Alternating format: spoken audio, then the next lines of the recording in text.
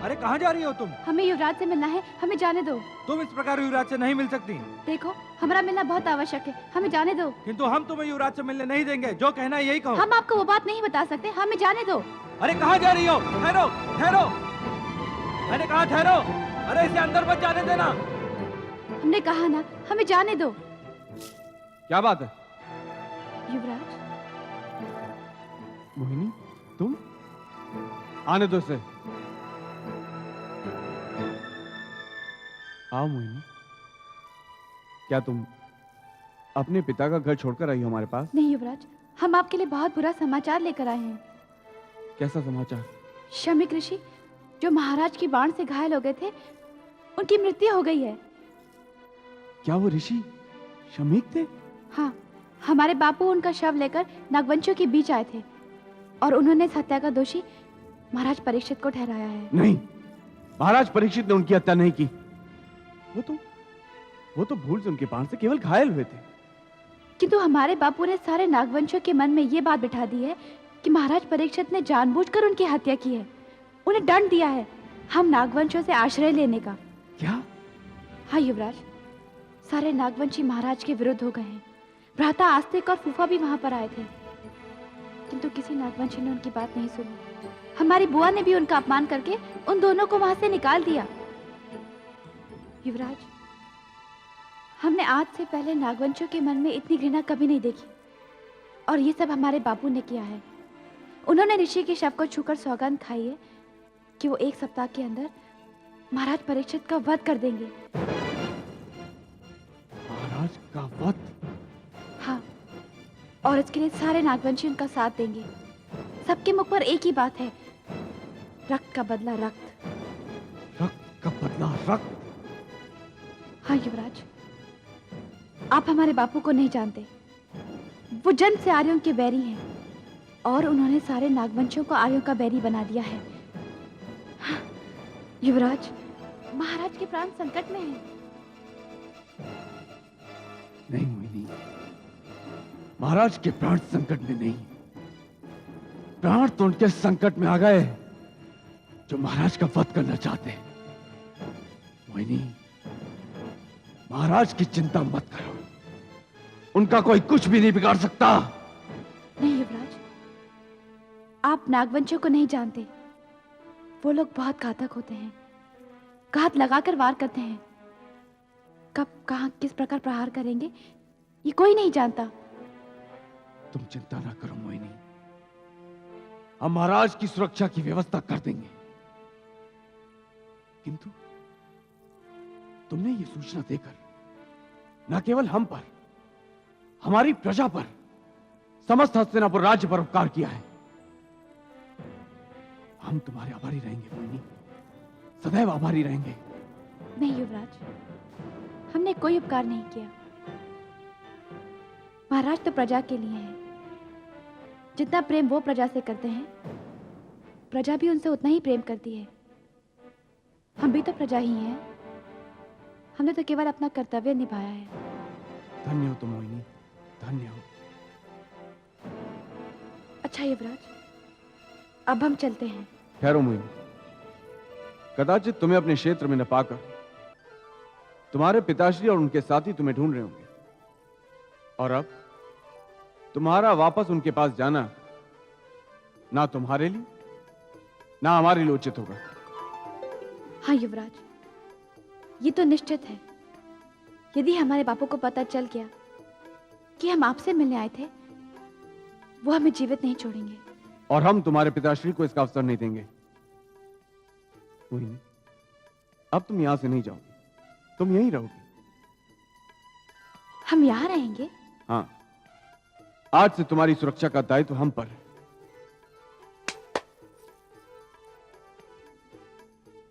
आज्ञा युवराज।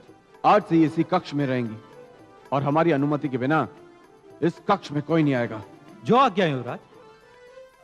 मोहिनी, अब तुम यहीं ठहरो, हम थोड़ी देर में आते हैं।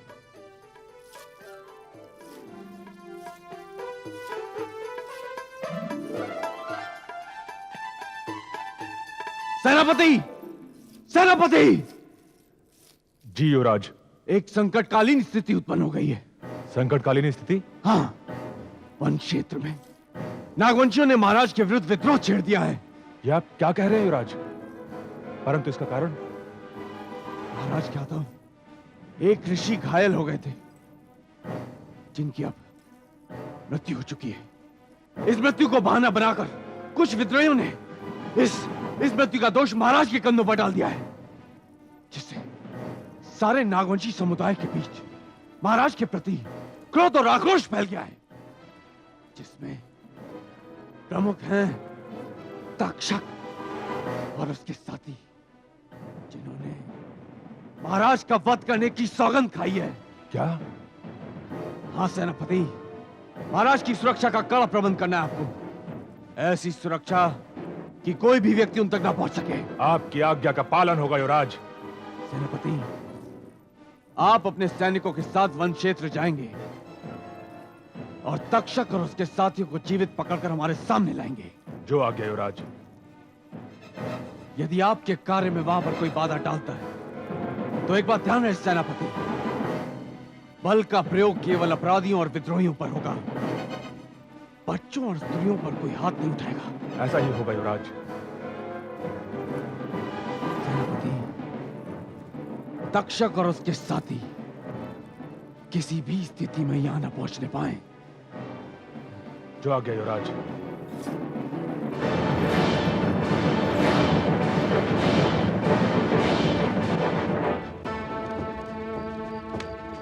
मेरे साथ अग्नि पर हाथ रखकर कहो कि हम वचन देते हैं कि हम सब तुम्हारे साथ हैं। हम तुम्हें वचन देते हैं कि हम तुम्हारे साथ हैं। राजा परीक्षित का वध हमारे जीवन का एकमात्र लक्ष्य है।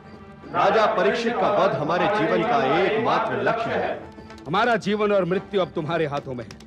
तुम जैसा कहोगे वैसा हम करेंगे।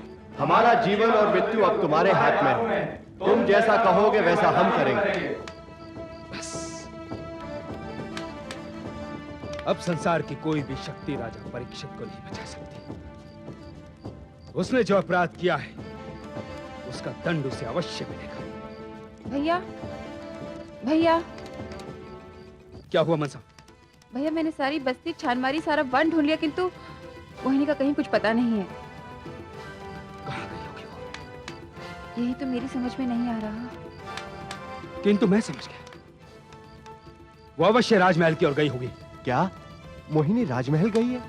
हाँ शक्ति, यही तो षड्यंत्र है, यही तो चाल है आर्यों की। उन्होंने एक पुत्री को अपने ही पिता का शत्रु बना दिया है, और यदि उसने हमारी योजना की सूचना राजमहल में दे दी तो हम संकट में घिर सकते हैं। राज्य की सेना कभी भी आ सकती है हमें पकड़ने के लिए। भैया, आप ठीक कह रहे हैं। ये आर्यों का छल है कि उन्होंने पुत्री को पिता का शत्रु बना दिया है। वो अवश्य राजमहल ही गई होगी। शक्ति, आज मैं तुम सबसे कहता हूं कि मोहिनी से हमारा कोई संबंध नहीं है। वो ना केवल मेरी शत्रु है बल्कि नागवंशी समुदाय की शत्रु है।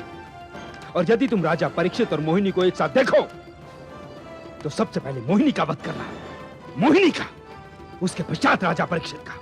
तक्षक, तुम्हारे मुख से निकला एक एक शब्द हमारे लिए आदेश है, और इस आदेश का पालन हम अपने प्राण देकर भी करेंगे। तक्षक, क्या बात है? राज्य के सैनिक किसी और आ रहे हैं। अब हमारा यहाँ रहना उचित नहीं है, हमें एक क्षेत्र छोड़कर जाना होगा। किंतु ध्यान रहे, यदि रास्ते में सैनिकों से मुठभेड़ हो जाए तो अंतिम समय तक उनका सामना कर, और यदि वो तुम्हें पकड़ने में सफल हो जाए तो अपना जीवित नहीं मृत शरीर उनके हाथ में सौंपना। आओ मेरे साथ।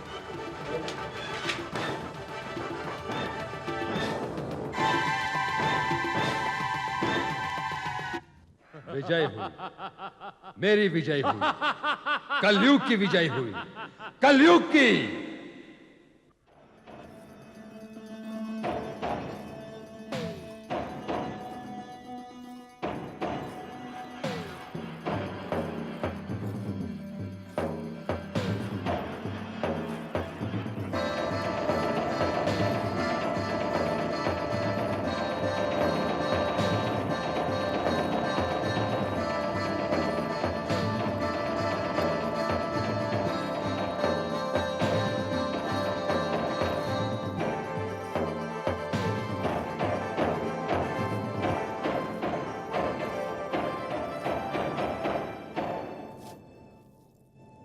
प्रणाम बाबा श्री। आप यहाँ? हाँ महाराज परीक्षित, मैं आपका दादाश्री, आपका महामंत्री, आपका परामर्शदाता। किंतु क्या लाभ है ये सब कहने से, ये सब बताने से? दादाश्री। महाराज, मैंने जितना समझाया उसके विपरीत किया आपने। मैंने सावधान किया, चेतावनी दी, किंतु सब व्यर्थ। और अंत में वो दिन आया जो हमने नहीं चाहा था। और अब इसके आगे क्या होगा ये भी नहीं जानते हम। एक बार हमारा परामर्श न मानने का परिणाम तो देख लिया था आपने, फिर भी आपकी आंखें नहीं खुली, नहीं जागी आपकी चेतना। युवराज जन्मेजय ने एक नागवंशी कन्या से प्रेम किया, वो उससे विवाह करना चाहता था। ये एक बालक का हट था। आपने हमारे मना करने पर भी इस प्रस्ताव को स्वीकार किया। आप राजा न होकर केवल पिता बन गए। पुत्र मोह में ऐसे अंधे हो गए कि सुध-बुध खो बैठे। यह कलयुग का प्रभाव था। आप अपने मन मस्तिष्क पर नियंत्रण न रख सके, सोच विचार पर नियंत्रण न रख सके। आपके पग भी आपके नियंत्रण से बाहर हो गए और वो उस क्षेत्र की ओर चल पड़े आखेट खेलने के लिए, जहां विनाश भी आया था आखेट खेलने के लिए। वो तो प्रतीक्षा कर रहा था आपकी। आपको वन में जो हिरण दिखाई दिया वो हिरण नहीं, छलावा था। आपका धनुष उतर गया आपके कंधे से। आपने स्वयं विनाश का बाण चढ़ाया अपने उस धनुष पर, और बाण चला अपने लक्ष्य की ओर। एक ऋषि के शरीर में धस गया वो बाण। आपने उसका चीत्कार सुना, अपनी आंखों से उसका बहता हुआ रक्त भी देखा, किंतु उसका उपचार नहीं किया आपने। उस अवस्था में आपने उसे उसके सगे संबंधियों के पास नहीं पहुंचाया। आप एक राजा का कर्तव्य भूल गए महाराज, और उसे वहीं छोड़ दिया, उसकी सुधि तक नहीं ली, और वो मर गया। नहीं दादाश्री, वो ऋषि मरे नहीं थे, वो तो जीवित थे। महाराज, जब वो मरे थे या मारे गए थे आप वहां उपस्थित नहीं थे। और जिसने उसे मारा वो कौन था? वो तक्षक था महाराज। वो शत्रु था आपका, जिसके लिए मैंने आपको सावधान किया था। आप तो एक अपराधी से संबंध जोड़ने गए थे, पर परिणाम क्या हुआ? आप स्वयं अपराधी बन गए प्रजा की दृष्टि में। प्रजा में आक्रोश फैल गया और वो शत्रु बन गई आप। अवसर का लाभ उठाकर तक्षक ने आपका वध करने की सौगंध खा ली और सब उसके साथ हो गए। प्रजा से आपका संबंध टूट गया महाराज, और यह राजमहल आपके लिए एक कारागार बन गया। और इस कारागार में आप बंदी बन गए महाराज, बंदी बन गए। महाराज, उधर प्रजा के आक्रोश ने प्रजा के हाथों में शस्त्र दे दिया। प्रजा अपने राजा के रक्त की प्यासी हो गई। कलयुग स्वर्ण से निकलकर हिंसा तक ले आया आपको। महाराज, राजा तो ईश्वर का प्रतिनिधि होता है। जीवन और मरण ईश्वर के ही हाथ में है, किंतु राजा भी अपने अधिकार से जिसे चाहे जीवन दान दे सकता है, जिसे चाहे मृत्यु। और अब यह अधिकार राजा के हाथ से निकलकर प्रजा के हाथ में चला गया है महाराज। और यह सब कलयुग का ही तो प्रभाव है महाराज, कलयुग का। दादाश्री, हम तोड़ देंगे सुरक्षा व्यवस्था को। हम बाहर निकल आएंगे इस कक्ष में से। हाँ दादाश्री, हम बाहर निकल आएंगे इस कक्ष में से। नहीं, अब आप ऐसा नहीं कर सकते महाराज। तक्षक आपके प्राण लेना चाहता है, और आपके प्राण बचाना अब इस राज्य का उत्तरदायित्व हो गया है। तो क्या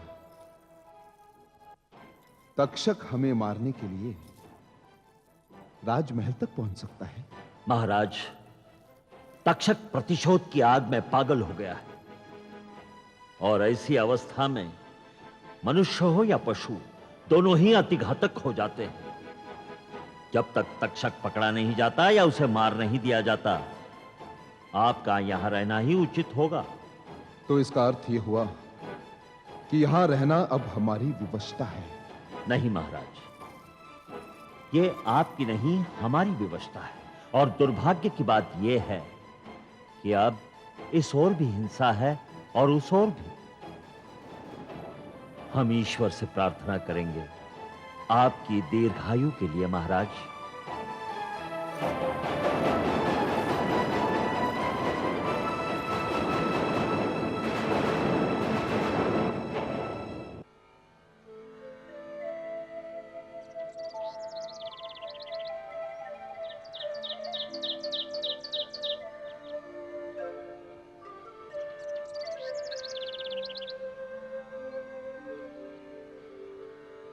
क्या बात है श्री शास्त्रिक, इतने उदास क्यों दिखाई दे रहे हैं? गुरुदेव, मैं बड़ी असमंजस स्थिति में घिर गया हूं। ऐसी कौन सी विपदा आन पड़ी है?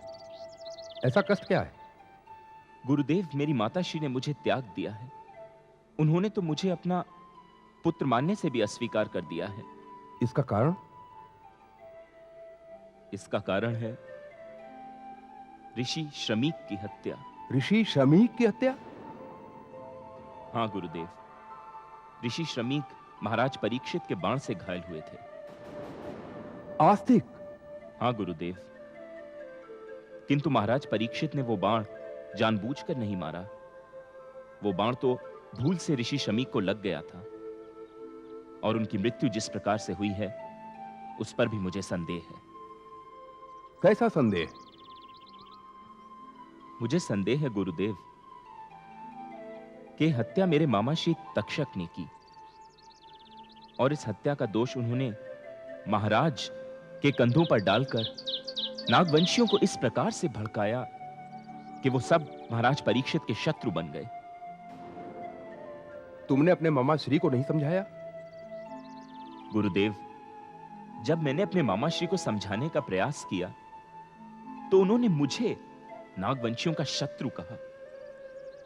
तब मेरी माता श्री वहां आ गई। तत्पश्चात? उसके पश्चात वो हुआ गुरुदेव जो नहीं होना था। उसके पश्चात जो हुआ उसे बताने में शब्द मेरी जिह्वा का साथ नहीं दे रहे गुरुदेव। अर्थात? मेरी माता श्री ने भी उन्हीं लोगों का साथ दिया। उन्होंने तो स्पष्ट रूप से यह तक कह दिया कि वो एक नागवंशी स्त्री है और एक आर्य न तो उनका पति हो सकता है और न ही पुत्र। क्या? हां गुरुदेव, फिर हम दोनों को अपमानित करके वहां से निकाल दिया गया। मेरी माताश्री ने मेरा त्याग कर दिया गुरुदेव। और तब मैं सोचने लगा कि एक पुत्र का अपनी माता के प्रति उत्तरदायित्व क्या होता है। मेरे कारण उनका हृदय दुखा है। मैं अपने आप को अपराधी समझने लगा हूं गुरुदेव। कहीं मुझसे पाप तो नहीं हो गया? नहीं आस्तिक, कोई पाप नहीं हुआ। तुमने कोई पाप नहीं किया। तुमने तो सत्य को केवल सत्य ही कहा है। किंतु तुम्हारी माता ने जो निर्णय लिया है वो घृणा, द्वेष और प्रतिशोध की भावना से ग्रसित होकर लिया है। यह निर्णय अज्ञानता के कारण लिया है। तुम तो एक ऋषि हो। तुमने तो त्याग दिया है संसार को, त्याग दिया है संबंधों को। तुम्हारा मार्ग तो आत्मज्ञान का मार्ग है। तुम्हारा उद्देश्य तो जन कल्याण का उद्देश्य है वत्स। किंतु गुरुदेव, इसका परिणाम यह हुआ कि मेरे मामा श्री ने महाराज परीक्षित का वध करने की सौगंध खाई है, जिसके फलस्वरूप महाराज परीक्षित को राजमहल में कड़ी सुरक्षा व्यवस्था में रखा गया है। क्या क्या कहा तुमने आस्तिक? जी गुरुदेव, मैंने सत्य कहा है। अब ऐसी ही स्थिति है। इसका अर्थ हुआ कि महाराज परीक्षित से मेरा मिलना अति आवश्यक हो गया है, क्योंकि अब वो समय आ गया है जिसका हमें भय था।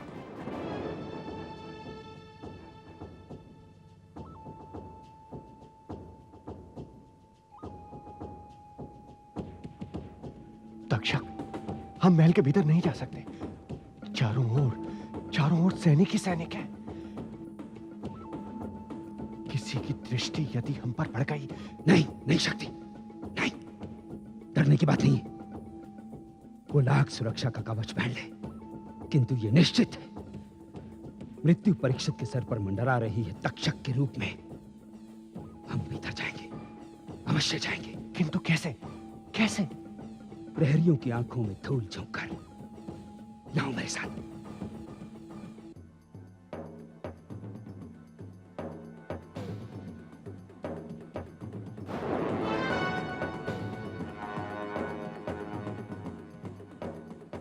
तुम मेरी यही प्रतीक्षा करो, मैं भी आता हूं।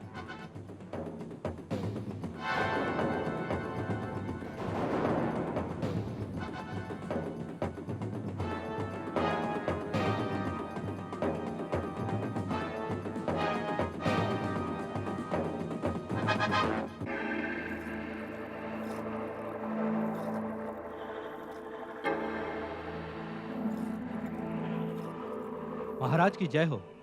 क्या बात है? महाराज, राजपुरोहित जी आपसे मिलने की अनुमति चाहते हैं। किंतु पिताश्री, उन्हें आदर सहित अंदर ले आओ। जो आज्ञा महाराज।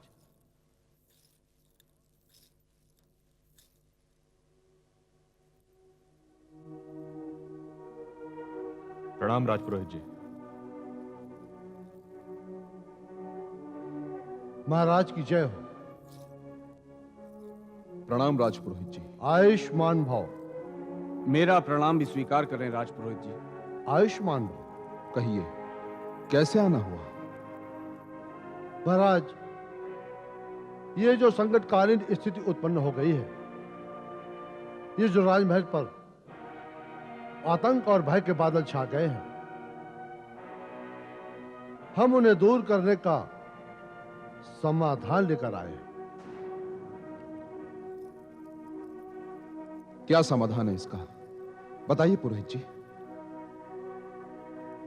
महाराज, इस संकट को टालने का केवल एक ही उपाय है, और वो उपाय है यज्ञ। यज्ञ? हाँ महाराज, जब भी राज्य पर या राजा के प्राणों पर कोई संकट आता है, तो उसके निवारण के लिए एक यज्ञ का करना अति आवश्यक हो जाता है।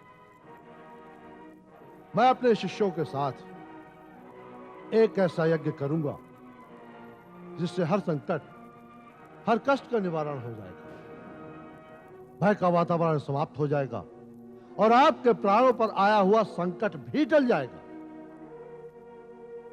पूजा में बड़ी शक्ति होती है महाराज, बड़ी शक्ति होती है। केवल एक ही उपाय है, यही एक समाधान है इस संकट का महाराज, यही एक समाधान। ये आप क्या कह रहे हैं राजपुरोहित जी? पूजा से ये संकट टल जाएगा?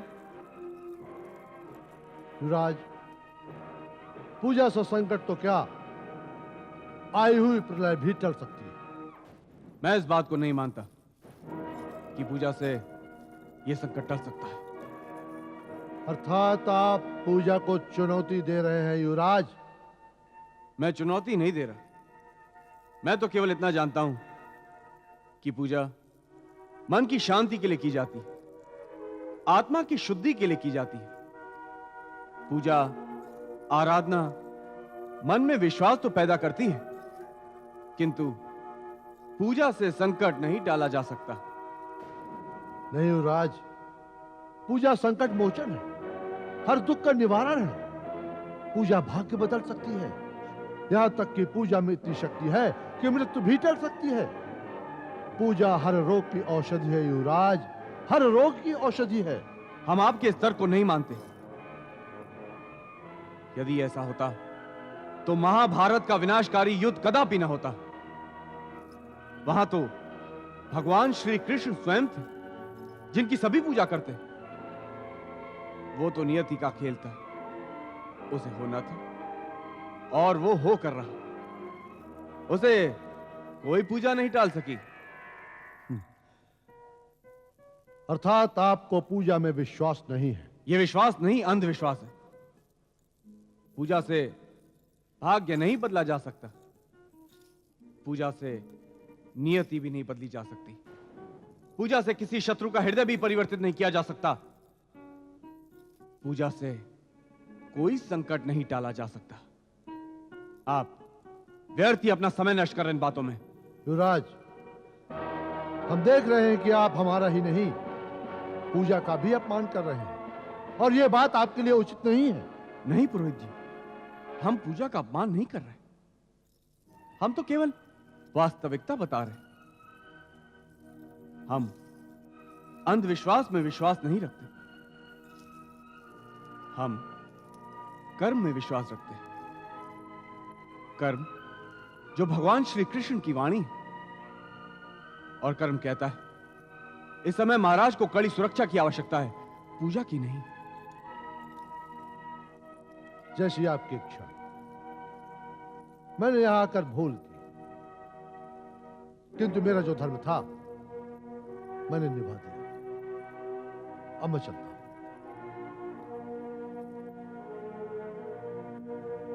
जन्मेजय, ये क्या किया तुमने? राजपुरोहित जी का अपमान हुआ है तुम्हारी बातों से। तुम्हें ऐसा नहीं करना चाहिए था। नहीं पिताश्री, नहीं। मैंने एक अंधविश्वास को नहीं माना है, एक आडंबर का विरोध किया है। मैंने जो कहा है उचित कहा है। मैं कर्म पर विश्वास रखता हूं।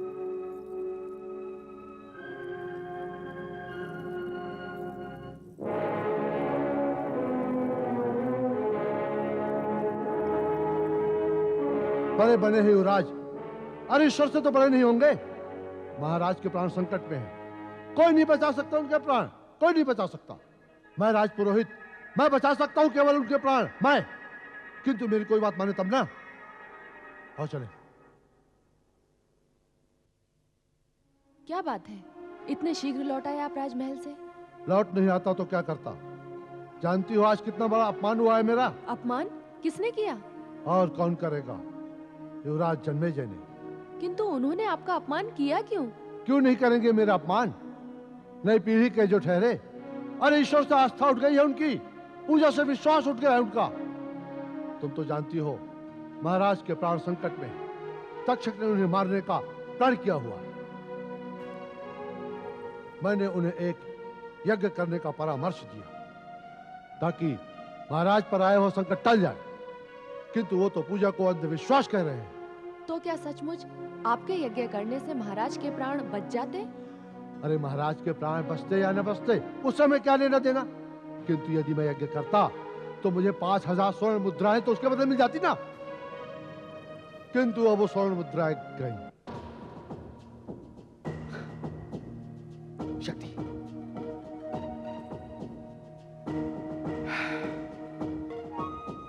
राजपुरोहित जी, आपकी 5000 मुद्राएं जो पानी में डूब रही थीं, यदि उन्हें पानी से निकालकर आपके हाथ में रख दिया जाए तो? किंतु यह कैसे संभव है? युवराज जन्मेजय ने तो यज्ञ करने से मना कर दिया। संभव है राजपुरोहित जी। वो कैसे? यदि आप हमें ये बता दें कि महाराज को राजमहल में किस स्थान पर रखा गया है तो। वो मैं कैसे बता सकता हूँ? इसका अभिप्राय यह है कि आपको 5000 मुद्राएं नहीं चाहिए। नहीं, मेरा ये अभिप्राय सर्वथा नहीं है श्रीमान जी। क्या है कि मैं ये कह रहा था कि ये कार्य बहुत कठिन है।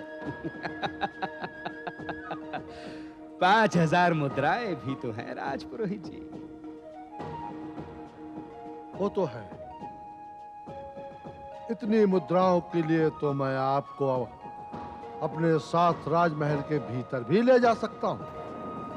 किंतु राजपुरोहित जी, इतनी कड़ी सुरक्षा में आप हमें अपने साथ महाराज के पास राजमहल में कैसे लेके जाएंगे? श्रीमान जी, ये कार्य मेरे लिए बहुत ही छोटा है।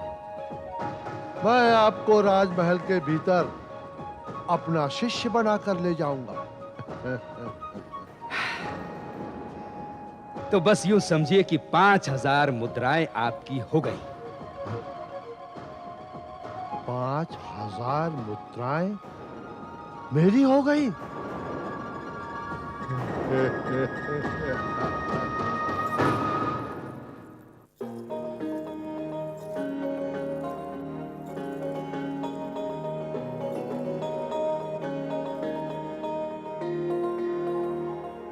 प्रणाम महर्षि।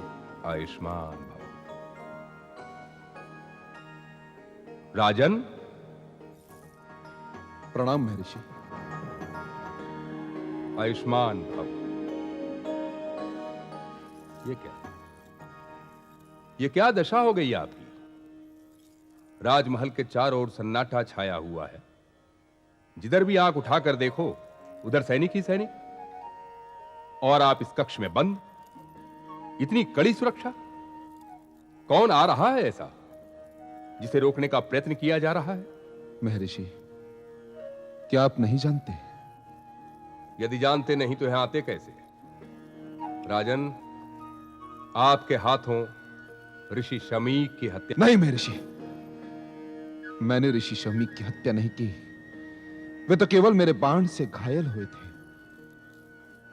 मैं उनके लिए जल लेने गया था, परंतु जब लौट कर आया तो देखा कि ऋषिवर वहां नहीं थे। एक पीड़ित व्यक्ति को अकेले छोड़कर जाने के स्थान पर उसे अपने साथ राजमहल ले आते, उसका उपचार करते, कदाचित वो बच जाता। किंतु आपने ऐसा नहीं किया और आपके स्थान पर उन्हें तक्षक ले गया। तक्षक ने उनकी हत्या की है महर्षि, और उसका दोष डाल दिया मुझ पर, जबकि मैं निर्दोष हूं। राजन, इसे ही कलयुग कहते हैं, जहां सत्य को झूठ और झूठ को सत्य बना दिया जाता है। राजन, आपने केवल एक भूल की।